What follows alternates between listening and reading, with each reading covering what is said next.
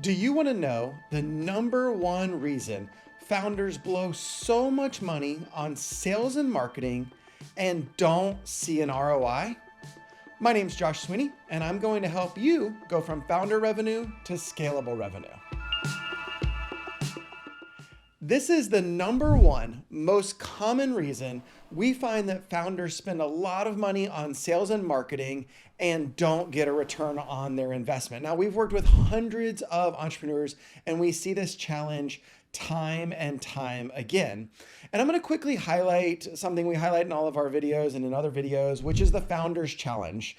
Many times, and what's often the case, is the founder generates the majority of revenue and they want to go scale past themselves. So they just start hiring. They hire agencies and SEO vendors and salespeople, and they just start to execute. They're trying to get leads in beyond themselves. And what we find is in the vast majority of those cases, they spend lots of money not to see the ROI, and they just rinse and repeat. The number one reason we see that this happens is the founder is jumping straight to execution. And there's a lot of misconceptions in the market, but what's happening is they're just jumping to going and trying to solve the problem, just directly to leads. And so why does this happen? Why do most founders jump straight to execution without the other steps that I'm going to highlight for you? Well, they jump straight to execution because of the quick fix hype that's out there. There's a lot of hype. There's a lot of YouTubers. There's a lot of service providers that say, just hire us. We'll send a zillion emails and it'll fill your pipeline. There's all this quick fix hype that's out there. And what majority of founders find is that they spend $10, $20, $30, $100,000 trying these things, and then they don't get an ROI. They may get a lead here or there. They may get a call or a discussion, but none of it turns into revenue. So they've lost money by trying that solution.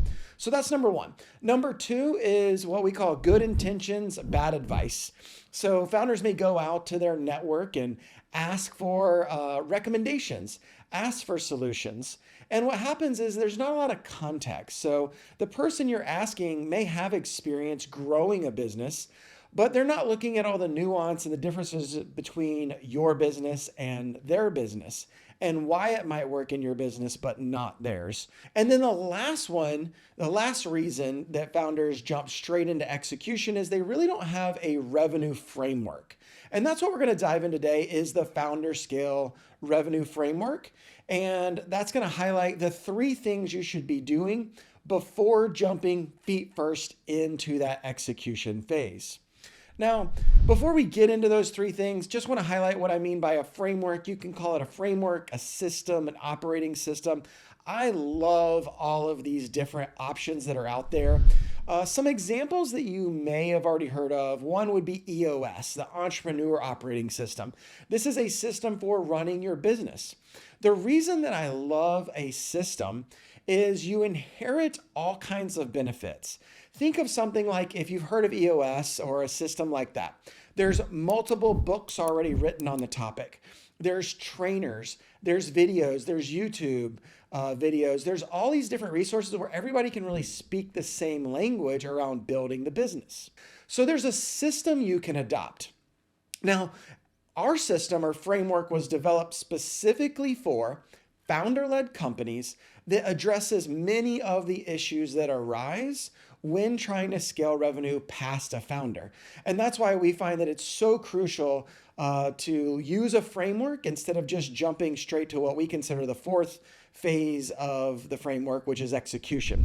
Phase one of the Founderscale framework is capital. Now, what's really interesting is when you look at sales and marketing, capital is what drives growth. If you know your CAC, your customer acquisition cost, and you really have a good gauge on that, there's other videos we have on that topic, then you know that the input of capital is what actually drives the output of revenue. And when those are out of balance, many people start missing their revenue goals. So the first phase we look at is how much capital are you allocating to sales and marketing as part of the budget? And then we can start to go into step two, which is the strategy. Now, the interesting thing here is you can't have a strategy without the capital.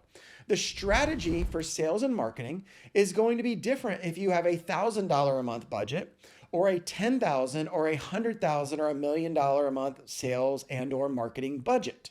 All of those drive the strategy. So it's very disjointed when you decide to hire an agency that comes up with this great so-called strategy, but they're just pitching you on a price.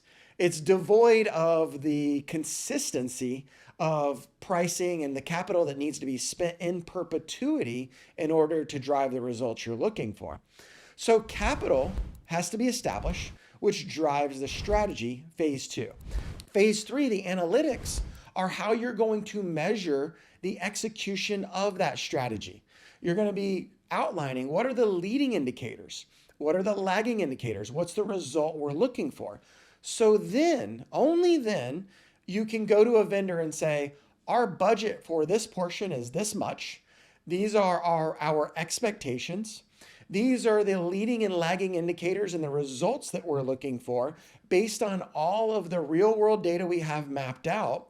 And you can set real expectations with that vendor beyond what they want to tell you as experts in the field you should be getting. And oftentimes those are vague timelines and estimates.